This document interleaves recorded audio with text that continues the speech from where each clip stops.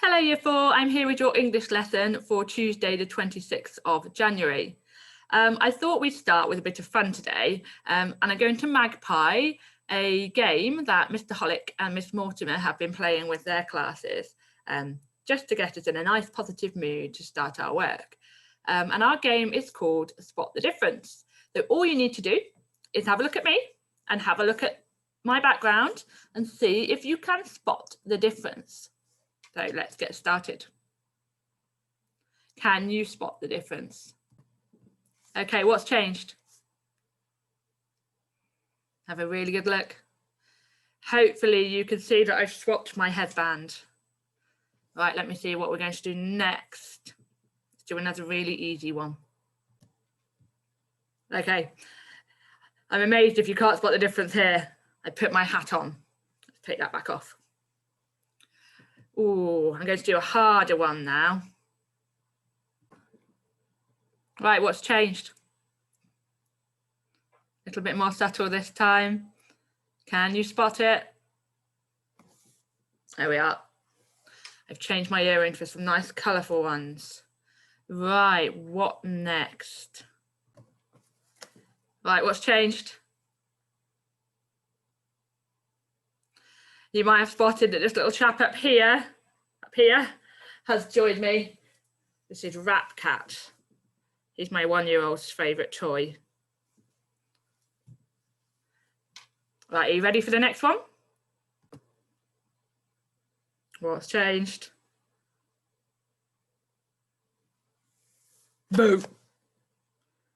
This is Grayson Greenface. Hello, I'm Grayson.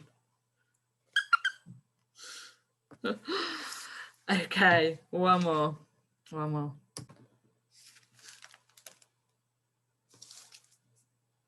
Right, I've had a total makeover look. I've had my hair done. Nice new nose.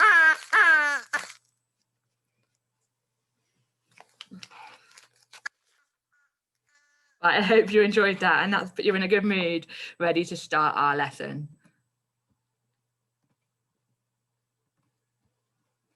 So today is Tuesday the 26th of January 2021 and we are learning to use a range of rich vocabulary, including expanded noun phrases, to write our innovated story. So we're carrying on with the same WALT that we have had for the last couple of lessons, as we are going to carry on writing our story today. And we're actually going to finish our story today.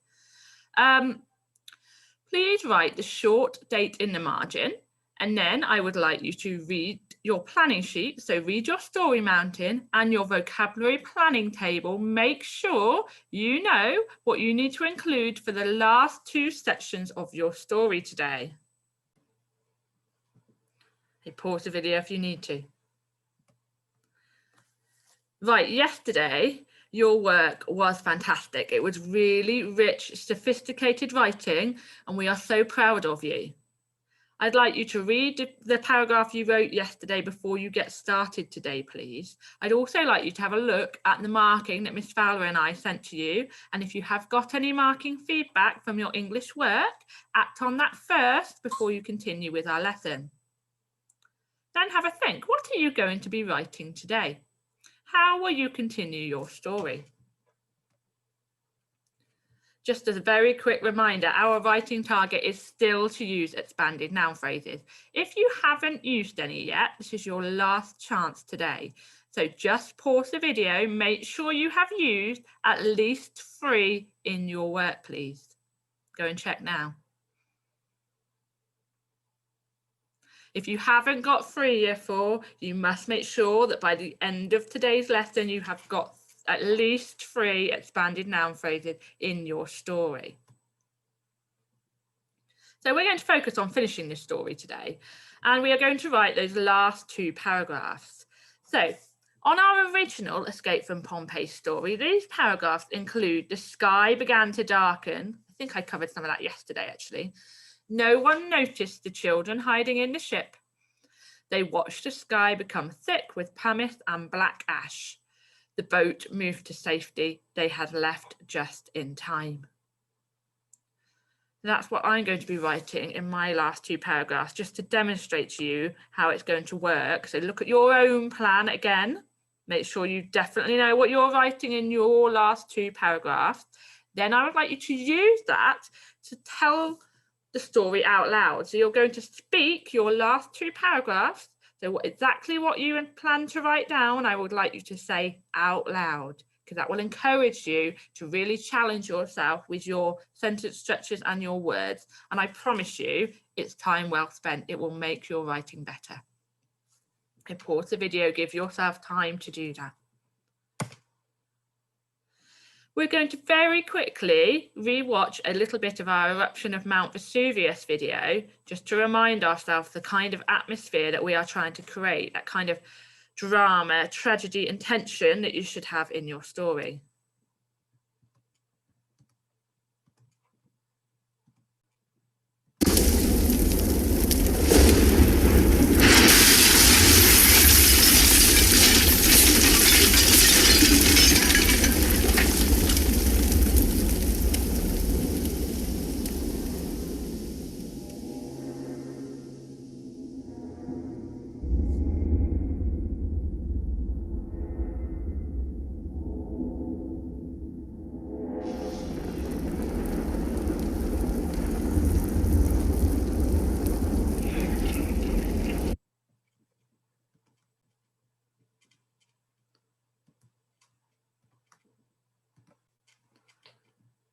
So you need to make sure you get across how awful this event is. Okay, these people probably wouldn't have known what was going on.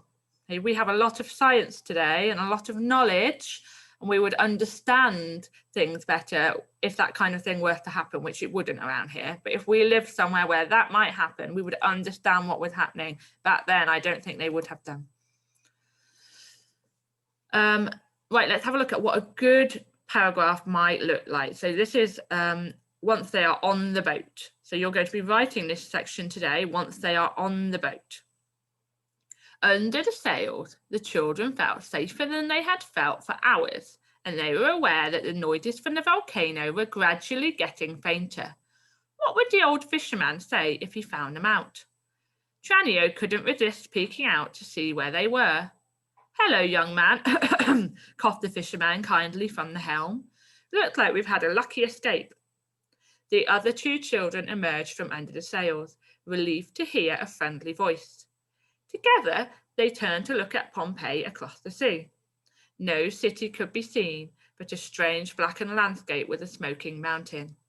Ash billowed suddenly into the sky, and seconds later, boom! Okay, I'm going to get my editing pen, and I'm going to help us discover exactly why that is a nice piece of work. So, under the sails, that's a fronted adverbial. That's a really nice way to start our paragraph. The children felt safer than they had felt for hours. That's so much better than just saying the children felt safe. They felt safer than they had felt for hours, and they were aware that the noises from the volcano were gradually getting fainter. What would the old fisherman say? We've got an adjective in there. If he found them out. This is a rhetorical question. This is a question that we are not expecting anyone to give us an answer to. That's quite a nice touch. Tranio couldn't resist peeking out to see where they were. I really like that powerful verb. It doesn't just say Tranio looked out of the boat. I mean, we could all write that. That's boring. We can all do better.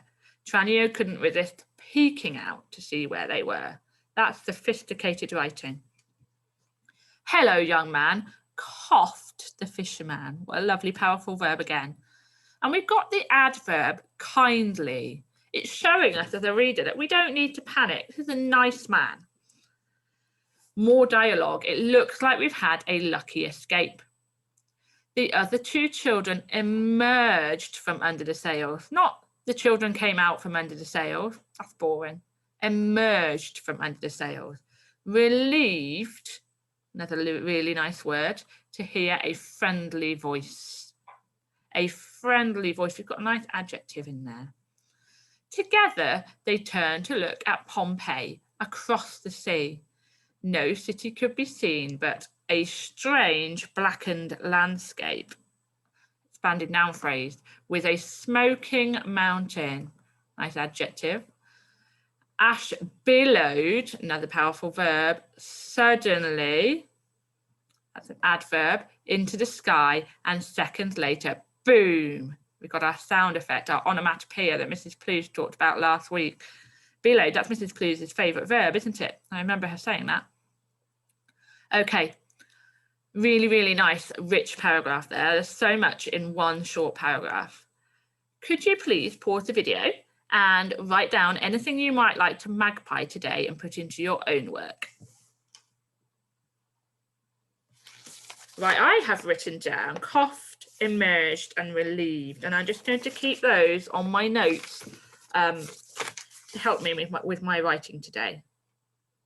So you should already have your short date in the margin.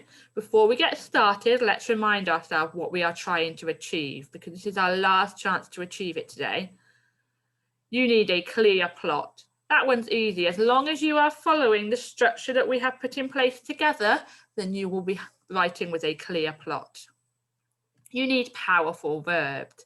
So whispered instead of said, or screeched, or cried, or coughed. Okay. Don't just choose the first thing that you can think of. Choose interesting words.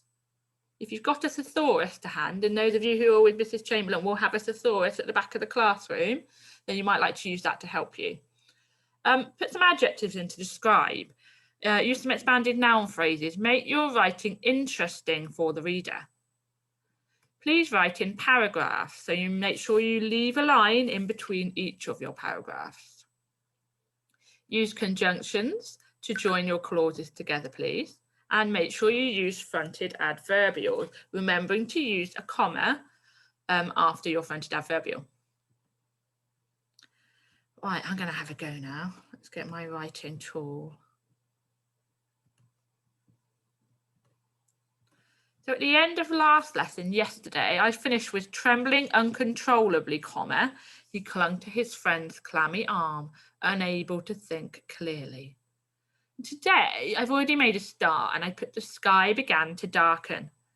No one noticed as Augustus and his friend began to slowly, got my adverb in there, began to slowly move. Huge wet tears, we've got our expanded noun phrase, huge wet tears rolled, powerful verb, down his cheeks. How should I continue? I really want to make it clear how upset Augustus is. His family live in Pompeii, his friends live in Pompeii, his whole life is in that city, which is currently being ruined. Okay, all these people are dying. So I'm going to say, choking on his own saliva, Augustus struggled to catch his breath. I use the notes that I've written. His chest began to heave as thick ash filled his lungs. Well, let's put in another adjective in there. Thick. Coarse ash. Thick coarse ash filled his lungs. I'd like some dialogue now. It's going to be really hard for him to speak because he's choking on his spit, he's choking on the ash, he's finding it really hard to breathe. With immense effort, I've got a nice fronted adverbial with a comma, with immense effort, he spat out his words. I don't want to say he said, he spat out his words. Move, now. Use an exclamation mark. He can't say very much, he's really struggling to speak. Move now. He's really finding this hard. He drew another shaky breath. Shallow shaky breath. He drew another shallow shaky breath.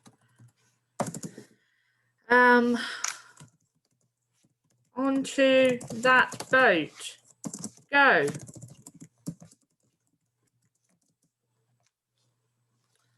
Grabbing his friend's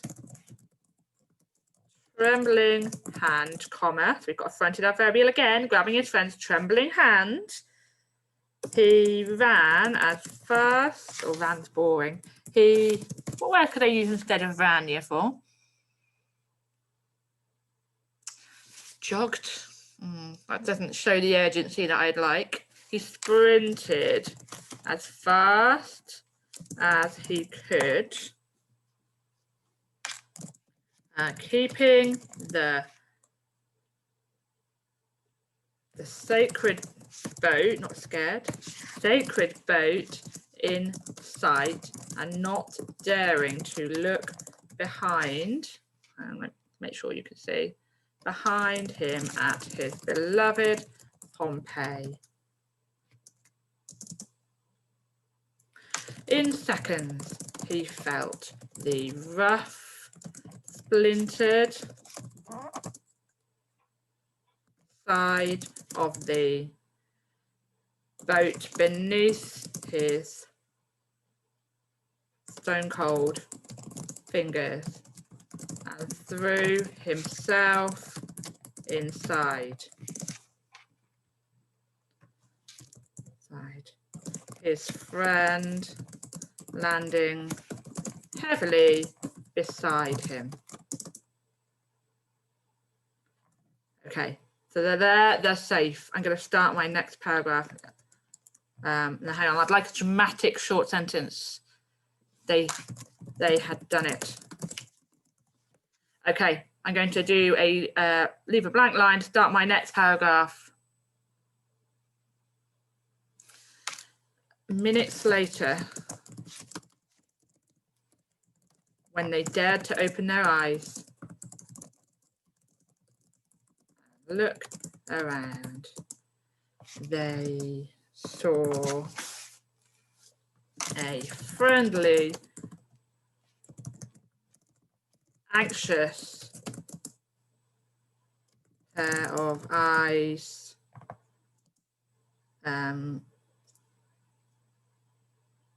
worriedly returning their gaze. And then I'm going to carry on and I'm going to talk about the fisherman who owns the boat that they were hiding in. I'm going to make them look back at Pompeii and describe the scene that they can see. And then I'm going to have them sailing away to safety. But I'm not going to make you watch that whole thing. Okay, hopefully you get the idea from what I have written so far, how I am going about finishing my story. So what you are going to do now, I'd like you to pause the video on this page as you write so that you can have a look at what I've written to help you. You may magpie bits of mine if you would like to, but please don't copy at all. Okay, just magpie the odd word or the odd phrase. Okay, good luck with your writing.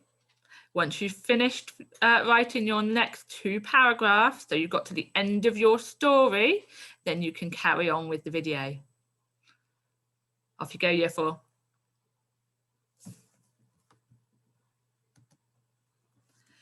Right, well done. You have worked so hard, I am sure. If we were together, I would really, really like to hear some of your work. So that would be what we would have done if we were in class. Please check that you have included your steps to success. So go down through each one. If you have not put these things in, then you haven't finished writing yet today. Go back and add those things in. I really, really can't wait to read the end of your stories and find out what's happened. And I'm sure I'll be even more proud than I was when I read your work last night. Send those through to me, please. I really look forward to seeing them. Take care. Bye.